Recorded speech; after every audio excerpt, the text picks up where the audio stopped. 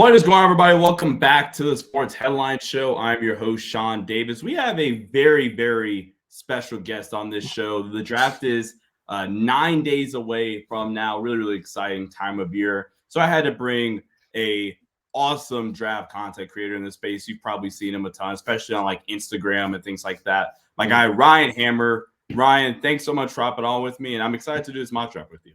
For sure, brother. I'm happy we could finally get connected, and we're going to do this. So let's do it. Sweet. So this is just setting parameters for this. Again, this is a what we would do mock draft. That's kind of been my style anyway for all of my mock drafts, but specifically with this one as well. Just want to clarify that. I've thought about doing a more predictive mock draft before the draft. I don't think I'm ultimately going to do that. So yeah, we have a bunch of fun. And Ryan, I'm going to put you on the clock here. You just had a tweet or a post now, whatever we're supposed to call it, about Atlanta at number one. So what is your thinking here? You have the first overall pick. Yeah. Well, like you said, like I think people don't really understand the difference between mocks of like what you would do and what is intel. I think people assume everything is intel based, but like it should be all the same then, I guess, if you think that way. But listen, I'm a Hawks fan. I'm a little nervous for what's going to go on in the next week and so, but they might go for Klingon at one. They're considering Reece Shea. It seems like there's no word on Sarr, but if I'm the Hawks, I'm probably sticking at one. I'd consider a trade back with maybe the Spurs at 4 and 8, but I'd probably stick at one and just take Sarr. Do you, by the way, that's you posted the poll. That's the option I would do if trade back was like actually on the table. Yeah. Are you nervous about like a team trading up and sniping Klingon from you? I kind of. So like that's what I talked about with someone. They were like, oh, like we can just go back and get him at 4. I'm like, right, but what if the Bulls go up from 11 to 3 and they're like, we'll give you Caruso and 11 to get to 3, and then they take Klingon, and then your kind of strategy gets thrown in the garbage. But unless there are other guys that they're like, you know what, if Klingon's gone, we'll take Mattis or Holland, whoever it's going to be. So I don't really know what their strategy is. I never really know what they're doing. So. All right. So for me, second overall with the Wizards. The Wizards are a really, really weird spot. This is what I would actually not be surprised if Washington just doesn't pick Klingon here at 2. It kind of just goes about their day. Or even I had been thinking that they would have taken Topic, but I'm wondering that like the knee injury is legit, obviously, and like that dissuaded them. So if we're going what I would do, Topic is hurt. I have Klingon like 7 on my board, maybe. So for me, at least, I don't think he's a top 3 talent. I'm going to go with the guy that's been rising on my board at least. And it took me a long time to get behind him. Actually, I'm not going to do him. Where is he? He was just first player I saw. Ron Holland. Ron Holland is the best player on my board, in my opinion. I think the narrative of him falling outside of the lottery is kind of insane and hilarious, where there isn't any like medical concerns from what I've heard. Like the character seems to be fine. Like he has probably, in my opinion, like the highest ceiling, because like if he really pans out, he's a 2-way legit wing that can score and make an average 20 plus points, I think, and also be a really, really capable defender. What are your thoughts on Ron Holland? Right. I love him. He's been top 3 on my board since the cycle started. So since basically like October, November, I just don't, like you said, there's no glaring concerns in terms of like medical things or things that we know make guys drop. And especially in this class where I feel like every prospect in the top, for the most part, in the top like 10 to lottery, where getting considered at 2, 3, they all have major flaws in their game. And Ron is one of the only ones that is so good at what he does now that you know he's going to be able to play in the league right away. And he's also shown flashes of the things that are his negatives and his areas of improvement, like back in high school and even at Ignite this year. Like his creation and his shot has been there before. Like I don't know if it's going to get there into the NBA average range because it's a different level of competition, but I have all the confidence in the world. He's going to return top 5, 10 value at the worst in this class. So, yeah. All right, number 3, Houston. There's a lot of smoke about them taking Klingon. I personally don't love that idea, but where are you going with here at 3? Yeah, I wouldn't take Klingon here. Like, damn. I mean, I look at trading out, and I don't, or even back. I think everyone's considering like, hey, like they should trade for Mikal, or they should go for trade the pick straight up to get somebody. I would probably look to trade down because I think at 3, you're kind of pigeonholed into like you need to take one of a few players like Reece Shea, Klingon, or maybe like Maddox or someone. But I love Dalton Connect for the Rockets. I also don't think you need to take him at 3, and I like other guys in the late lottery also. I don't know who I would trade with. Like I think the Grizzlies probably want to trade up at 9 to go get Klingon. I think the Bulls and other Bulls want to trade up from 11. So if I had the ability, like I think I would try to trade down to go get a guy like Caruso or something like that that's going to help us, or from Memphis try to get Zaire Williams or something like that. So you want to do the Bulls trade? Oh, sure, let's do it. Let's get spicy. Yeah. All right, sweet. So let's just say it's 11 and Caruso. Yeah. Exactly. Yeah. So Chicago trades the 11th pick and AC for the 3rd overall pick. So Chicago's on the clock. I'm assuming this is Klingon. Yeah, I think it makes sense. They need rim protection. They need big presence. Vooch is obviously not their guy, especially long term. So I like it, and he's still on the board. And if someone at 4 was the Spurs or whatever, so you get your guy here. Awesome. So there's pick right there. All right, cool. Klingon, 3rd overall. I like Klingon a ton. What's your you do pro comps, right? Yeah. So what's your comp on Klingon? He's a weird player. Yeah, I put Rudy, but I feel like that's kind of like lazy. Rudy. Yeah, like it makes sense, and like Rudy without the shenanigans, I'll say. I guess I don't know how to say it, but like on the floor, like he plays very similarly to him. And if you told me Klingon won a couple of depoys in his career, I would be like, yep, that sounds about right. So yeah. So with the board falling like this, if I'm the San Antonio Spurs, I'm taking one of the wings and letting one of the guards fall to me at 8 personally. So I'm going to go with, for me, I'm going to go Mattis Buzelis. And I guess that might be kind of a hot take. But Mattis is a guy that has really grown on me. And I think the G League Ignite was really bad situation for a lot of these dudes, for him, Ron, Tyler Smith, etc. But I think one of the best things that the G League Ignite did was how they utilized Mattis Buzelis. Like if you look at his synergy profile, you have a ton of possessions where he's the pick and roll ball handler, the roll man, even off screen stuff, handoff. Like there's upside there. And I think in a situation where there isn't a ton of pressure to win now, you can let him go through some of those growing pains. I don't know how much Keldon Johnson's in their long-term outlook either. One of the more higher upside prospects in this class. So I do like Mattis Buzelis. Yeah, I'm with you there. He's so fluid, and you don't see guys of his size and length ability to handle the ball and create like he can. So I'm with you there. Yeah, he reminds me a lot of Bronze. Like yeah, he definitely does. People get upset because like they're just white and lengthy forwards. But no, like they have a lot of similarities in their game. Tall white guys that can dribble. I know those are all true things, and I'm not going to say they're not true. So I got the Pistons here at 5. I mentioned Connect before. I think Connect is perfect for this team. He's basically the same age as 90% of the team already, which is a good thing, and I think he still has room to get a lot better. But he's a high floor wing scorer and shooter that they need. They need spacing so bad, and they need someone that can give them some juice, even if he's going to come off the bench as a 6-man to start. But I love Connect on this team. I think he fits perfectly with them. Do you think Connect's upside is like better than people give credit for? Yeah, I think one of the no ceilings guys put the tweet out. I always mix them up to be completely honest. There's so many of them, and they asked about the what do they call it? False ceiling. Yeah, exactly. And they do great things.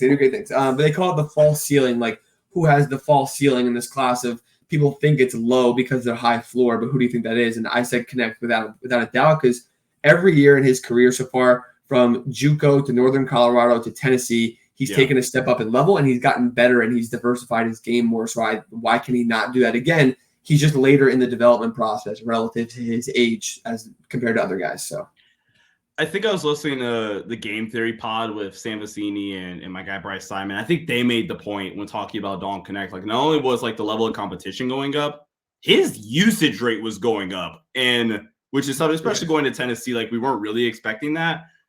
Connect is way more athletic than I think people give him credit for. Like he's a really, really good player. He's a really good player.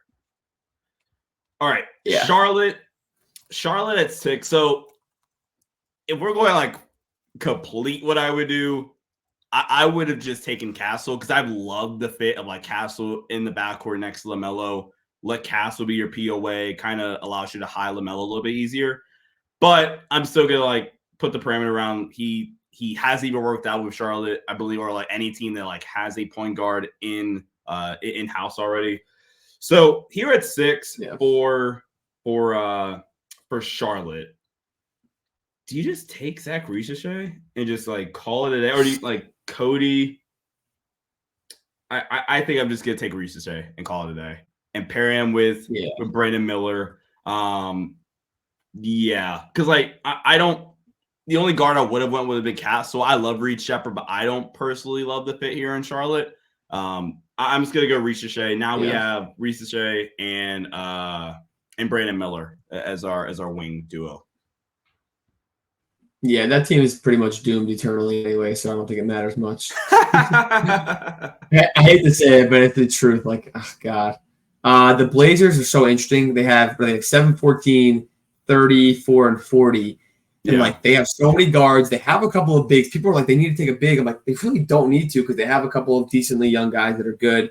Obviously, Ayton and Time Lord are probably not long-term options, but it's tough. Like there are some good guys here. Could they go Salon? Just go for the highest upside probably of the guys left. Maybe I'll go Castle. Even like I'm just gonna completely disregard what we were saying. What you said a little bit of like it's true. Like he wouldn't want to go to the Blazers because there's a million guards in this team already.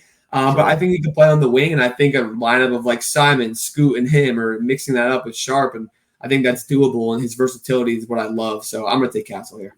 Yeah, just a winner. He's a guy that makes a ton of winning plays. Yeah. San Antonio here at 8. So we took Buzelis at 4. So now I'm going to go guard, and I know the injury stuff is legit. And I guess it's kind of crazy that Reed's gonna fall this much. But I'm just going to take my guy, Nikola Topic. He was a top 3 player on my board almost the entire cycle until some of the injury stuff got a little bit more concerning. Ridiculous feel. One of the best, if not the best playmakers in this draft class. We're going to give Wemby a legit high upside primary ball handler. Pair him with Mavis Buzelis. We have an interesting young core now with Topic, Devin Vassell, Mavis Buzelis, and then Wemby. I'm just going to take Topic and then pray some of the injury stuff dies down. Yeah. That's a fun team too. A lot of the European guys, I like it. Grizzlies are interesting. God, I would have expected like a forward to be here, like Holland or someone. Obviously, I know me and you like him a lot, but this is tough because like I've heard a lot of things about Devin Carter, which I like the idea of. I like Khalil Ware a lot, so you can go big like that. I think you can consider some of the other Khalil Ware is low for them. This is the ESPN board. Khalil Ware is low. We have your guy, Baylor Shireman here. There we go. That's my dog right there. Yeah. It's tough. I think the Devin Carter thing is interesting because is Reed Shepherd he offered similar aspect of the game that Carter does, but he's a little more not polished. He's just a little more clean and maybe a long-term more upside. I feel like it'd be irresponsible to let Reed go down here, but I think they need a big, and I'm going to go Khalil Ware, and then I think we're just going to fire it up because they want big presence. They need someone, whether it's behind Jaren Jackson or next to Jaren Jackson. They probably want Klingon a lot, but I like Khalil Ware here, so I'm going to take him at 9. All right, so where I'm at with Khalil Ware right now, and I feel like on some of the consensus stuff, I think I saw him taking the lottery in a mock draft earlier. I personally like the idea of Khalil Ware more than the player right now. I have him grouped in the bunch with Deron Holmes, Yves Missy, Edey. I think they're all in that same tier. But I think that Khalil Ware is like really intriguing upside. Yeah. If some of the motor stuff is fixed, maybe fills out the frame a little bit more. But he's a really interesting player. He's a really, really interesting player. Yeah. 10 here for Utah. There's a lot of like Rob smoke that I've seen in Utah. I don't like that personally. I think I think there's a little bit too much skill set duplication with him and Keontae George personally. And if I want to go guard, I would just go Reed, who I have higher on my board. Tadon Salonis here, Cody Williams, Devin Carter. There's some intriguing options. Isaiah Collier is there. Dang, ESPN having him so low honestly made me forget about Collier a little bit. I think I'm going to go with my current BPA, and I'm going to take Reed. He provides more like a different skill set than Keontae, I think. So I think that'll be fine. You can play those two together. Ideally, Reed would just come off the bench year one. But Reed Shepherd's a really, really good player.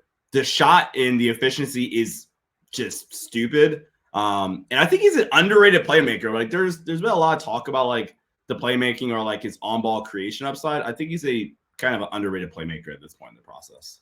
Yeah, and for the Jazz too, like it's hard not to go best player available, especially when a guy that you think might go at 3 or 4 is there at 10. And they need long-term guard options, even outside of just Keontae. So I get that.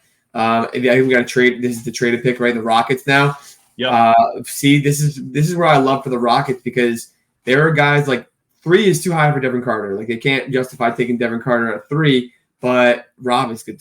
Damn, it's tough. See, but I would take Devin Carter in a heartbeat. I think if I'm the Rockets because they signed Dylan Brooks to get what they thought Dylan Brooks was, and I think that what they thought it was is what Devin Carter can be, and that Derek White kind of guy. And as this Rockets team wants to try to make a push to get into the playoffs and make that jump this year, I think they need a dog like that off the bench that is not Dylan Brooks for obvious reasons. So I'll take Devin Carter here. I like the pick. I like the fit a lot.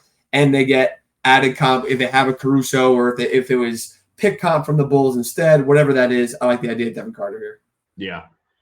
Yeah, absolutely. I like Devin Carter a ton. It took me a little bit longer, I feel, than some of the rest of the draft space, like fully get behind Devin Carter. Yeah. But I was like, okay, you scale down the offensive role because he had a lot of offensive responsibility, especially second half of the year at Providence. I'm like, oh yeah, this is just a winning basketball player. He's a really good player and somebody I think is gonna make a lot of sense for Houston long term. Yeah. So OKC's on the clock here at 12. And the most OKC pick is probably Tadon Saloon here at 12. That like upside wing that can dribble pass shoot. I feel like that's the player. Cody Williams intrigues me. I guess the narrative too, like him being able to play with his brother would also be kind of fun. I'm gonna go with the guy's gonna fit our system the cleanest. I feel we're gonna go to Tadon Saloon. Also has a ton of upside that can be kind of like our long-term 3, I think, if the upside pans out. We're going to go to Tadon Saloon here at 12. Yeah, it definitely is a very thunder pick. I don't hate that at all. And he probably won't even be on the board here at draft night because teams are going crazy about him right now. Yeah. 13, almost in the lottery, the Kings. See, Rob at 13 is crazy. Like, I understand that he's going to fall and probably to this point, maybe even further on draft night. I don't really care about the concerns. I think at some point you just take a guy for talent. And the Kings are nowhere near a title. They're nowhere near even sniffing a title. They have to get that. Gotta lose Malik Monk, probably. Yeah, and they have to focus on getting back in the playoffs. And I think what OKC has shown the league, or what I hope people have realized from Sam Presti, is that if you just take the best player available possible that you like at every spot in the draft, you'll figure it out. The Thunder have minimal size right now. They need shot blocking, they need interior presence, but they still had the 1 seed and almost went to the conference finals and had a chance at that because they just kept taking the best players available. So if I was here, I would take Rob Dillingham and I wouldn't let him go any further. Rob Dillingham, I mean, he does have some concerns primarily with his size and his defensive ability. But to your point, like Rob is probably has the most electric handle in this draft class. It's not even close. Really insane, like shot maker, tough shots, can hit the pull up 3. My low end comp, I weirdly feel pretty all right about like what Rob's going to be as a player. I see a lot of like Malik Monk, ironically, which is why it's funny he goes here. Yeah. I see a lot of Malik Monk, maybe not the vertical athlete of Malik Monk, right? But like in terms of the shot making, some of the playmaking stuff. And I think that's a perfect replacement if I am. If I'm Sacramento, knowing that I'm likely going to lose Malik Monk, not because of anything bad, just because I'm going to get outpriced. Yeah. So 14 here with the Blazers. So you made the last selection for them at 7 with Stephon Castle. I think, is there anybody else I'm missing that like they're weirdly no? Okay, no. So I think here at 14, I would have really liked like Jacoby Walter if you went a different route at 7. Yeah. But I think I'm just going to go Cody Williams. I think I'm going to go Cody Williams, a guy where I think in Portland, I think with Cody, he needs a situation where like this might be the most no-duh moment of the draft, but like you need to have a actual development plan for Cody Williams, in my opinion. You go into a spot that is low pressure. You can get similar like Buzelis, I said earlier. You can let him kind of go through some of the up and downs of his development. But if he does pan out for you, he can return immense upside and be one of the better players of this draft class. Good frame, good size, good finisher. Their shooting volume sucked, but I not really questioning the shot. So yeah, Cody Williams, really good defender too. Yeah, I'm gonna go Cody here at 14. Yeah, I got no problem with that. I think the Heat are in the best position in this entire draft because they always churn players into great players for no reason. And there's going to be so many guys that fall here. Like we talked about Jacoby. We talked about Jared McCain is a good fit. Isaiah Collier, Bob Carrington, Keyshawn George I love. I find it – they need facilitator also and a lead guard probably long term. I find it hard to believe Isaiah Collier isn't on the Heat. I don't know why. It's like one of those gut feeling things. And I'm fully on board with it. He's a top 5 player in the class to me. I know you like him also. And I would pretty much not run to the podium. I'd do a brisk walk to the podium to get Isaiah Collier in. I do love Isaiah Collier as well. He is, I think, 9th on my board currently. So this is great value for Miami. I think, and I talked about this on previous episodes, I think one of the more impressive things about Collier is his like kind of response to the injury and like the really poor play at the start of the season, which I think is legitimate, right? And he came back, the decision making, the playmaking, like heavily improved, or it improved by a lot. He's built like a running back, like just in terms of his frame from like neck down is straight running back build. I think one of my buddies in the draft space sent me like a stat. He shoots, I want to say 68% on 2-foot finishes at the rim, which is nuts. I like the point you bring up, just a long-term facilitator. Like their guard room is what, like outside of Tyler, is it DeLon Wright? And I'm trying to think of their guard room now. What's his name? They started someone else. Why am I drawing a blank right now? They have Josh. Terry Rozier. Oh yeah, they have Terry. Like you need some long-term upside. From this guard room. Needs a little bit more development, but I mean, he's the top 10 player in this class. Yep. So Philly on the clock. Philly, there's an outcome, a pretty likely outcome where they have all their roster spots empty because they're gonna have all the so they need everything essentially, right? So I'm gonna go with the guy that I think it's just a plug and play day one fit. It's going to suck for me as the Lakers at 17 as a Laker fan. And I'm curious what you're going to do, but I'm going to go Tristan DeSilva here at 16 for Philly. A guy that I think doesn't get enough credit for how good of a shooter he is. Great size, great frame, can guard on the perimeter, has really nice secondary playmaking ability or connected playmaking ability. Good score. I like Tristan DeSilva, a guy that you're not for Philly. I'm wanting to bring in guys that I think can heavily contribute day one. And if they have to, I think he can actually start for Philly at some point during the season. I think he's that good. I think he's that ready day one. Yeah. I think the Lakers would be pretty upset about that also. I know you're a Lakers guy. I'm taking Bron. I'm just kidding. I'm not taking end stream. Exactly. It's tough. Like, I think they need a level of plug and play, but I think Lakers fans go crazy about the size thing. Like, AD can't play the 5. We need a 5. Like, I don't think reaching on a 5 is super smart. I think you need a guy who can live up to everything that the LA culture is going to bring also. I think it's tough that Jared McCain is still on the board. His floor is probably 18, 19. Jacoby Walter is maybe not dropping this far also. I don't know how I wouldn't go one of those two, even with a good amount of bigs on the floor. I'd probably go Jared McCain just because of how good of a shooter I know he is and the little things that he does and a little bit of that work rate and dog mentality. And he understands the limelight to an extent also. So he's pretty mature and poised mentally, which I think is probably an underrated attribute of him, especially if he's going to like New York or LA or something like that. So I'm glad you brought up the false ceilings piece, which is actually ironic now that I remember it was the no ceilings guy. So that's kind of funny. Jared McCain was my pick. I think he gets thrown into just the shooter category, kind of similarly to connect with for a different reason. I think that honestly, the playmaking in a limited sample size was there, but I don't think that's his fault necessarily. I think at Duke, they had so many guards that were at their best with the ball in their hands to where just by like situation, he was decoyed as or deployed as, all right, you're our spot up shooter. He's a good finisher, doesn't get there a ton. Good playmaker, in my opinion.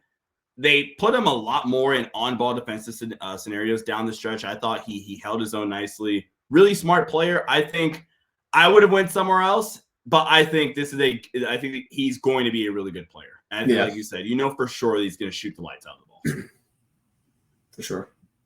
All right. We got Orlando here. This is my favorite pick. I'm going to steal your say. I'm going to take a brisk walk to the podium. And I'm going to take Bub Carrington. This is probably my favorite fit in the draft. One of the better just pull-up shot makers in the draft class. And another guy that I think you can kind of let him develop a little bit more here in Orlando. I think to fully reach the upside, I think he needs to fill in his frame a little bit more. Because I think I want to say he took less than 50 shot attempts at the rim in the half court this season, which is 16% of his half court shot attempts. So he's a little overly reliant on the jumper, but it's because I don't think he has the best first step. He's not fully filled into his frame right now, so I don't think he can be a little bit more physical and get to the rim. But he's 18 years old, so there's a ton of time for that to happen. I buy the defense. I think he's an underrated defender in this class with upside on that side of the floor, especially if he fills in the frame a little bit more. This is one of my favorite picks for sure. Yeah, I'm with you. They need scoring on the two, legit scoring long term. They need to shoot spacing also. It makes a lot of sense. I'm a fan of him too. Do you buy the lottery hype for him? Yeah, it depends on the team also, obviously, but he's one of the youngest players in the entire class. He wasn't really looked at all before the season at Pitt, and he was unbelievable this entire year. He was able to play on ball, off ball. If a team took him in 11, 12, 13, whatever, I'd have no problem with it. Yeah. Okay. Toronto's on the clock here at 19. I feel the same way about Bub, like I just said, the same words about Keyshawn George. Love his game. I think he's a lottery level prospect. I think it makes a lot of sense for Toronto. They need playmaking, they need shooting, and they love positional size advantages. And he offers all those things, really good versatility. I think he's getting underrated because of the volumes, but I think his game just fits the NBA game and the pro game a little more. And I think it makes a lot of sense for a team like Toronto to do this. So I 100% locked in on Keyshawn George. Does the athleticism concern you at all, or are you not really worried about that? I mean, a little bit for sure. He's never going to be a super plus athlete in the NBA, but he also is he literally just finished growing, if he's even done growing. So I think he's still getting accustomed to his body a little bit. And I don't think he's a terrible vertical athlete. He's also 6'8", and he's going to be playing the 2 guard. So I don't think it's going to be much of an issue. That's fair. That's fair for sure. All right, 20. The Cavs are here, and we're in an interesting spot here for Cleveland, actually. I think I'm just going to take BPA. I'm just going to take Jacoby Walter and kind of stop that slide. This is right around the range. I have a top 20 grade on Jacoby Walter, so this is perfect value for me. I think to really tap into his upside, I think down the stretch you saw some better defensive film where at the beginning of the year he was going to be off the bounce a little bit too easily. If he can fully commit to that to that side of the floor, then I think you can really get a KCP-ish type of player where he has off-screen upside. I've seen some concern about the shooting percentages in college.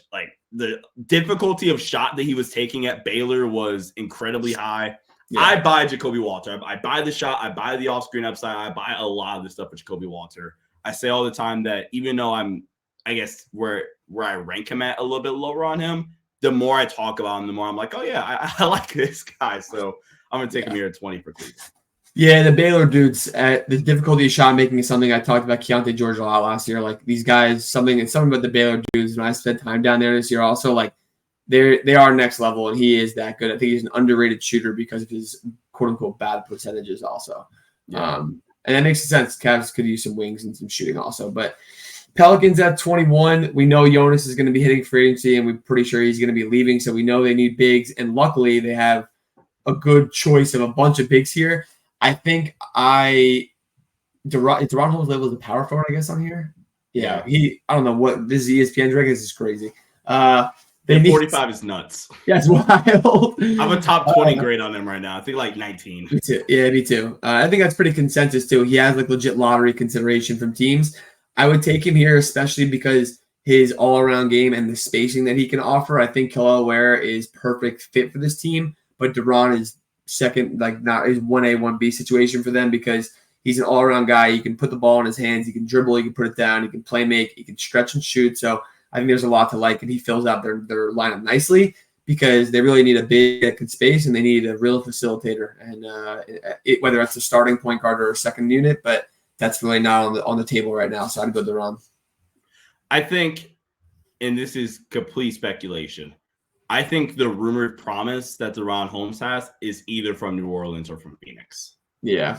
I think he makes so much sense for either one of those two landing spots, particularly Phoenix, especially with the Budenholzer ad as their new head coach. I think he's dream spot, either LA, Milwaukee, or not Milwaukee, LA, Phoenix, or New Orleans. Those are my three favorite spots for De'Ron Holmes. Yeah. Speaking of favorite spots, I don't know where he is on the never mind, he's right here. Tyler Kullock here at 22 for Phoenix. One of my favorite players in this draft class. I buy the shot. One of the best playmakers in this class. His feel for the game, his competitiveness is something that I think you really gravitate towards. And I think that what this Suns team needs is a guy that can actually just run the floor, especially in like non-book lineups. I'm curious to see if they're gonna fully with Bud as the coach this season is let Book continue to rock out as the one, but like with that second unit, well, let Tyler Kullock just set the table for everybody. Insane playmaker, great competitor. I'm gonna take him here at 22. Yeah, I got no problem with that. They need someone like that. I know they're eyeing him up big time also in reality now too. So it's hard to go against that. The Bucks, oh God, the Bucks need a lot. I feel like they need a point. They need a facilitator. They need a backup big. They need just like general athletes. Defense. I think on the wing also. Yeah, so they could go so many ways where there's still a few bigs on the board. Like could they go Eve or could they go Edie or Filipowski to be a backup big? Yes. There's also a lot of good wings on the board that I think make a lot of sense for them. I think I love Tyler Smith. I think I have him late lottery grade or something like that, but he offers a little bit. He could play a backup 5 option. He's a really, really freaking good athlete. He can defend physically. He can defend. He just needs to work on the mental part of it, but it's tough. I like Furphy. I like Shireman a lot. I think I'm between Furphy and Tyler Smith for them. The way I'm looking at their lineup, I think they're fit in the front court. I'm going to go with Tyler Smith. I'm a big fan of his game. Like you said, I think Ignite has kind of hindered his perceived value more than how good he actually is. And I think he'd be a good fit here, and he'd be able to be a splashy X factor off the bench. So, all right, so we have an interesting situation here because we're both going to be picking for the Knicks. Yeah. So I get the first crack at the Knicks pick here, and immediately my mind kind of goes to Johnny Furphy as more of the long-term guy that I don't know how much he'll be ready to play day one, but a guy that I'm super, super intrigued by with his upside. His Big 12 play was so fun, especially at the beginning of it. A couple other guys like Kevin McCullough makes a ton of sense here for New York. With your pick coming next, what are you thinking here for the Knicks? I think your train of thought is spot on. Like Furphy and Shireman to me are those 3-and-D wings, high level. Both one super young, one super old. There's differences, but you're not going to take both of them. So I think taking one of them makes a lot of sense. That was my train of thought at first. All right, so I'm gonna take Baylor Shireman only because I think he could probably play and contribute more day one. Sure. I'm gonna let you carry Shireman. You've been campaigning for him a lot. You've done a bunch of great stuff on him. He's obviously awesome. I've come around to him and have him currently as a late first guy. But what are your thoughts on Shireman? Yeah, like you said, like he is the immediate or the ultra plug and play. Like he's so good offensively. There's not a single aspect of the offensive game he's not good in. He's a solid enough athlete. He can shoot. He can play make. He can rebounds like crazy. It's like I describe it as Josh Hart level rebounding on the college scale. He's not going to average 9 or 10 rebounds a game in the NBA, but he's a monster on the boards. He's high motor. He's big time. He's played in some big games and big moments. There's just so much to like about him, and disregard that he's going to turn 24. I think actually this great NBA season. Size too. Yeah, and he'll be exactly. He's a 2-guard, and he can be a secondary playmaker, connector. Like I can go on about him. And I think it makes so much sense for the Knicks because he's a gamer. Like he's ready for this big moment. So yeah. Yeah, we got to make a pick too. It's interesting because like Does Hartenstein leave? So do we have to consider Edie or Filipowski or Yves Misi? Because there's really good options here. They also need a backup one guard and facilitators and stuff. There's a couple of guys here. This isn't easy, but damn. I think I'll go Zach Edey. Even though I haven't been the biggest supporter of him, I think he won't fall this far most likely on draft night. So the fact that he's here, and even if you keep Mitch and Hartenstein, throw him in for 5 or 10 minutes a game, you know what you're getting out of him, and Mitch is not going to play 82 games anyway. So I think you kind of get that, and I think there's a good chance that Hartenstein could leave. They're going to do everything they can to keep him. I'm well aware of that, but paying him and OG and plus adding 3 rookies and trying to interest the trade market is not going to be easy. So all things in a vacuum, I'll take Zach Edey. I would be very surprised, to your point, if Zach Edey fell outside of the top 20. Yeah, exactly. Yeah. So 26 here for Washington. I picked Ron Holland with the second pick. I think that big is a big need for them. I don't particularly love the guards enough here. Like, I mean, maybe you go Furphy, but more of a wing. But I'm going to go with Yves Misi here. Yves Misi here at 26. Yeah. A guy that I'm like really intrigued by. I think is kind of getting underrated a little bit now. I feel like I've said about a lot of guys in this mock draft so far, yeah. But really insane motor, like just an insane motor. Kind of the opposite in some ways, I think, of Khalil Ware, where is the super toolsy, athletic. Not saying Misi isn't athletic, but super toolsy, athletic. I mean, he tested. Freak athlete at the combine in terms of Khalil Ware, where Misi is what you're going to get in terms of what he's actually good at. Super good motor, good offensive rebounder. I think his swing skill is going to actually be like his short roll playmaking, where I think there's a lot of inconsistency there currently. But I think that combined with his ability to like actually attack bigs in a one-on-one scenario from the perimeter. There was a game I was watching. It might have been Kansas at Baylor, where Baylor ran like an inverted step-up screen for Misi to attack Hunter Dickinson. I think it was downhill, which I'm like, oh shit, that's really, really fun. And then you combine that with like some of the connective, at least playmaking stuff. Like that's his swing skill, in my opinion. And if you can kind of tap into that, he's going to be a really good player and one of the better bigs in his class. Yeah, and he's young too. And I think to your point, like I think there's a group of really good bigs, and we've talked about that, we've identified that. But there are certain teams that are going to prioritize certain traits in bigs, like the Pelicans, Suns, Bucks, Knicks, Cavs. They're all trying to win right now, and Eve can help a team win. But guys like Edey and Deron Holmes, and they have spacing ability, and not Zach Edey, and they have higher floors maybe. So it's easy to see them going that way. But what do I have? The T-Wolves now, right? The T-Wolves at 27 is interesting because they're basically just going to run it back, is my guess, after this year and try to add small pieces and stuff like that. Furphy's still on the board, which is really interesting because I've been a really big supporter of him. McCullough, Terrence Shannon, Ryan Dunn I really like, even Filipowski, even though they have bigs. I think Terrence Shannon is perfect for them because I think his athleticism and his ability to just be an absolute blur in the transition and be able to play. He's going to be able to play right away and do certain things. It's kind of like Edey and Kolek that he's just been way too good to not be good in the NBA, on top of him physically being looking like an NBA player and being ready to compete against NBA athletes. Now that everything's behind him legally, it's good for him. I take Terrence Shannon here, even though there are some higher upside guys on the board. What are your thoughts on his defensive ability when he goes to the league?